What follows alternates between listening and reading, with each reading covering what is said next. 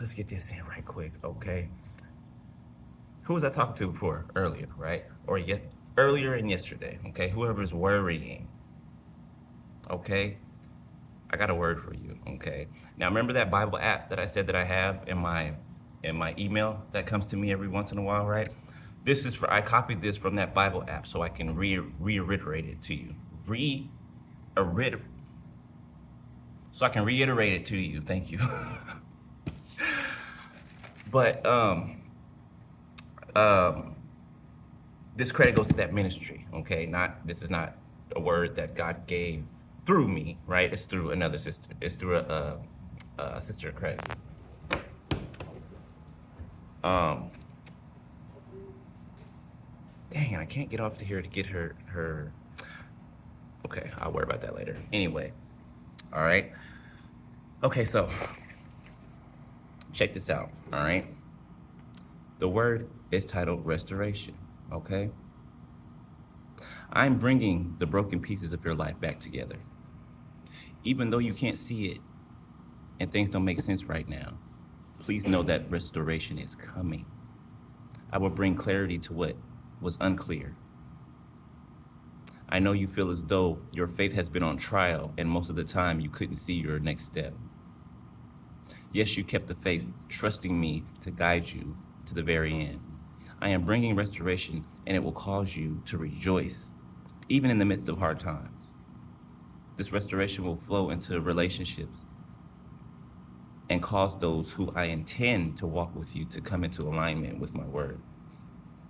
I am bringing restoration into every area of your life because of the glory you brought to my name in the midst of your storm. Thank you for not allowing your hurt and pain to stop you from encouraging others who were suffering.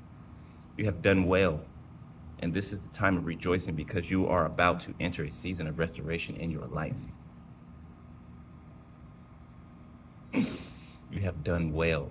That's the part that stood out the most to me. What did I say to you guys last night? Okay? That God and your team is proud of you. You have done well, beloved. You have. All right? And then right after that, right? As soon as I'm done writing, my hand's still moving, right? As soon as I'm done writing, Holy Spirit says, Job, uh, 111:22, right? What says Job 20? He said Job 22. He said Job. How did you give it to me? 11:22. Okay, and it sounded off because there's no Job, 11:22. But when I got there, I realized, yeah, that was true. So, but it was Job. When I got there, it was actually Job 1:11-22. Okay, check it out. But now stretch out your hand and strike everything he has, talking about Job, and he will surely curse you to your face. The Lord said to Satan, very well then, everything he has in your power, but on the man himself do not lay a finger. Then Satan went out from the presence of the Lord. One day when Job's sons and daughters were feasting and drinking wine in the oldest brother's house, a message came to Job and said, the oxen were plowing and donkeys were grazing nearby, and the Sabines attacked and made off with them. They put the servants to the sword, and I am the only one who has escaped to tell you. While he was still speaking, another messenger came and said, the fire of God fell from the heavens and burned up the sheep and the servants, and I am the only one who has escaped to tell you. While he was still speaking, another messenger came and said, the Chaldeans formed 3 raiding parties and swept down on your camels and made off with them. They put the servants to the sword, and I am the only one who has escaped to tell you. While he was still speaking, yet another messenger came and said, your sons and daughters were feasting and drinking wine at the oldest brother's house, when suddenly a mighty wind swept in from the desert and struck the 4 corners of the house. It collapsed on them, and they are dead. And I am the only one who has escaped to tell you. At this, Job got up and tore his robe and shaved his head.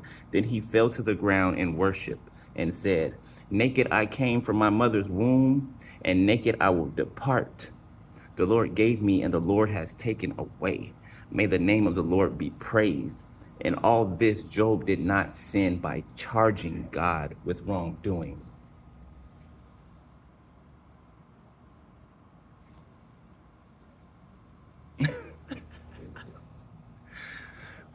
Does that not match come on, come on, restoration? And I just read you Job 1:11 through 22. This is what happened to you, beloved. Everything was either taken away, right? Stolen from you by others, okay? And somebody coming back to tell you that they're the only one that escaped to tell you. Lo and behold, they were a part of it themselves, more than likely, right? Last one in 22 said, in all this, Job did not sin by charging God with wrongdoing. Even though Job did not know what was going on, right? Even though Job was in all types of confusion, like what the heck? Like what? Job knew God enough to know that there's a reason for what's happening. Even if I don't know it, there's a reason for what's happening. I know my God has me. I know he protects me. I know he nurtures me. I know he blesses me. I know he tests and tries me, allows me to be tested and tried. So no, I would not curse God. No, I would not blame it on God, because God's thoughts and ways are higher than my thoughts and ways. So how can I then charge something to my Father that I don't even understand? I don't even understand it. But my Father does, right? But my Father does. So I am going to rent and tear my clothes, shave my head, and I'm going to fall to my knees and worship to the one who is to be worshiped, the Most High God.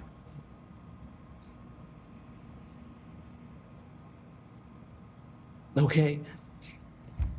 This is what you guys have been doing, beloved. 20, naked I came from my mother's womb, and naked I will depart. Remember I said about the blood and water, right? How we're shaped in iniquity and formed in sin, right? Shaped in iniquity and born into sin, right? How you came in as a pure child, right?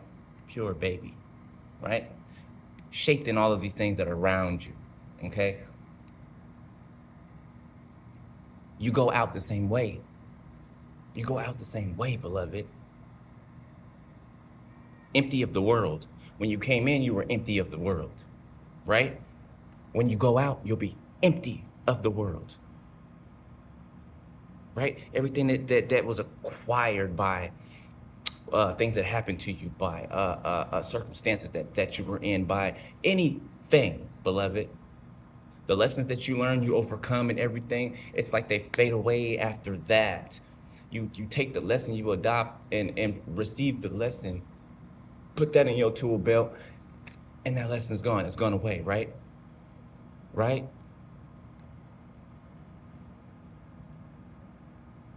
Just like with our gifts, okay? We want to leave this earth empty of what God gave us. You know what I'm saying? We want to leave here having been used every single gift that God has given us to use for his people, okay? For this world. I don't want to go back to God with nothing in me. Nothing. Nothing. Okay? But anyway, I digress, okay? Restoration. All right? Restoration is, I would say, coming. It's here already. It's already here. Okay? It's already here.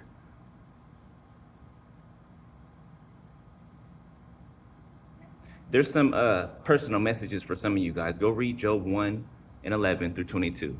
Okay? And Esther 10. Somebody, Esther 10.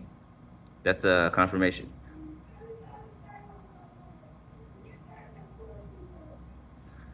Somebody can have be born in the year 1973, 1978, 1984.